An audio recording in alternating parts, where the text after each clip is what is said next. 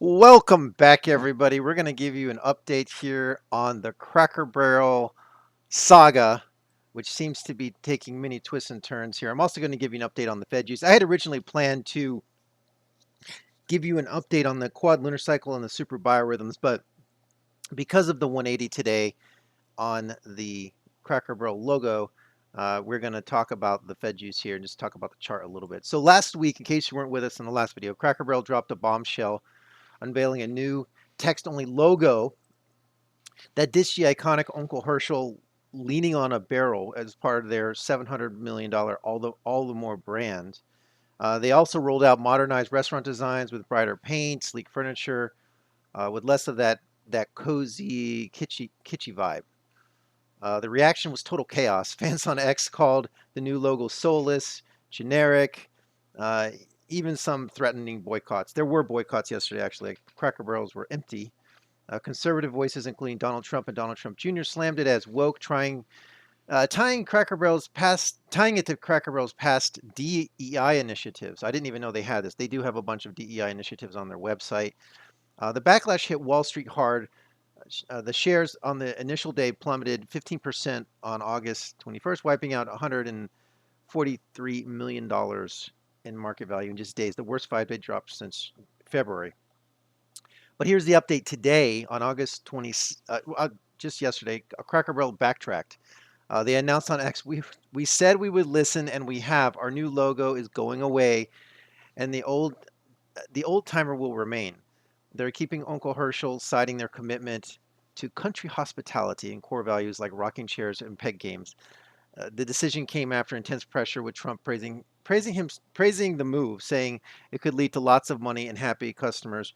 Shares bounced back 7%, extending and extended trading that day, showing investors relief. So still, the rebrand isn't quite dead. Cracker Barrel is sticking with menu updates like the return of Uncle Herschel's favorite breakfast platter and the remodels for 25 to 30 stores in 2025. CEO Julie Fels Massino insists it is about staying relevant, but the saga shows how risky it becomes to mess with a beloved brand's identity.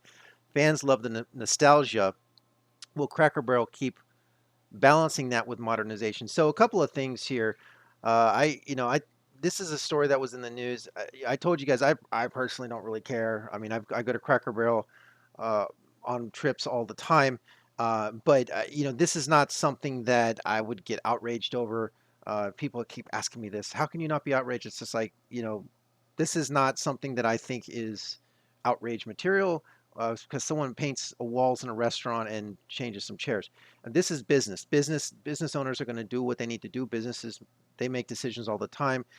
These CEOs, they go with the flow politically all the time. We saw this when Trump was elected. We saw all these CEOs in the White House on the inauguration that were previously going the other way with the other administration. Companies are going to do what's best for the companies. Now, in this case, the CEO was smart, made a smart business decision, simply because they saw you need to go with what the trends are. The trends in this country are, uh, at least in the last election, are more conservative, and it was a very smart move because the CEO actually got publicity for Cracker Barrel.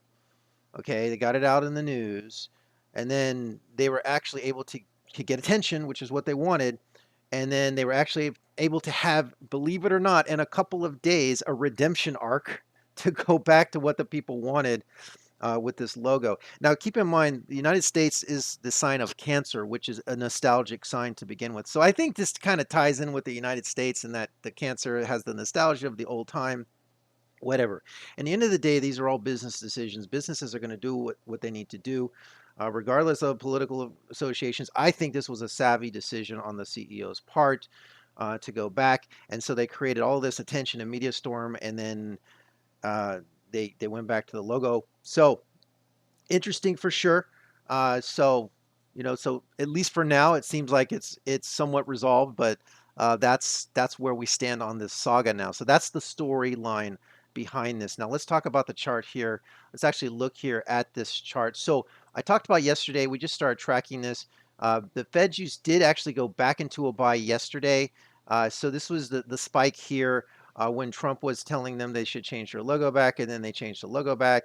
And there's this whole, like I said, this mini redemption arc, which is kind of silly, but they did generate. It was actually very smart from a business standpoint because they generated a lot of attention, and then they were able to kind of listen to the fans, and it's just kind of this whole thing. That's got to be a positive for the company, a net positive. So from a business standpoint, I think that was the smart move. They did need to change something, and people don't realize this. They're not just changing for the sake of changing. The company has been struggling. The stock has been struggling for quite a while. But anyway, let's talk about this in terms of the Fed use here. So you can see the quad lunar cycle it's in this sell signal here. Now keep in mind this is a news-driven event. This is not this is kind of a random outlier event causing this to spike up like this. But this did cause it to move temporarily back into a buy two signal here.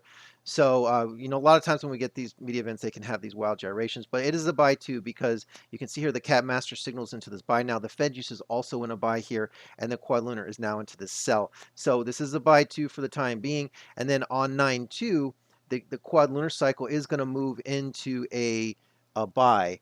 So what does that mean here? Well, on 9/2, if we think about this, we have this Labor Day weekend coming up, and so the Labor Day weekend coming up, 9/2 would be next Tuesday. So this is really, if you think about it, it's not that far away. I mean, we have a couple more trading days here. We have the holidays, so Monday there's no trading, and then Tuesday this will be back into a buy. So this actually does look like it's shaping up to be more bullish at this point. It's just fascinating these news cycles, how quickly they turn something into a story that's really just like it's kind of a nothing burger, but people get so out of line about these things. They get so crazy about it. And again, remember, guys, in the end of the day, this is all business decisions. Again, I think they made the right business decision here to do this. I personally like the old logo, but just the concept of, like I said, getting back in the news, getting the attention, and then getting the fans what they want, and we're helping the stock recover too. So this was really a win on multiple fronts. I mean, a lot of times when these companies make these decisions, they'll do like Disney does these things all the time. That just makes the stock go straight down. At least this time, they made a smart decision in the interest of the company, regardless of political affiliations. This was a good move, in my opinion here. So you can see here we are on this move up, and the Fed use is starting to move back into a buy here. So to me, this does look like it has some potential to move up. And then once we get to that 9/2, if it's still into this buy two signal, it could go into a buy three signal. You could have all three of these together. You could have the BAT model here, this breakout system, the Fed use, and the quad lunar in a buy. So as it stands right now, this is in a buy two. It does look good. And so that's where we are. I'm going to give you another video. I'm going to talk about some longer term cycles. So we're going to look at super biorhythms on the medium term and the long term. I'm also going to overlay the quad lunar cycle as a sine wave so you can see it. So to kind of give you a visual on what we can expect upcoming here. But that's it for this video, guys. I hope you enjoyed it. Until the next time, stay safe out there. And always remember, guys, always remember to follow the Fed juice. Have a great day.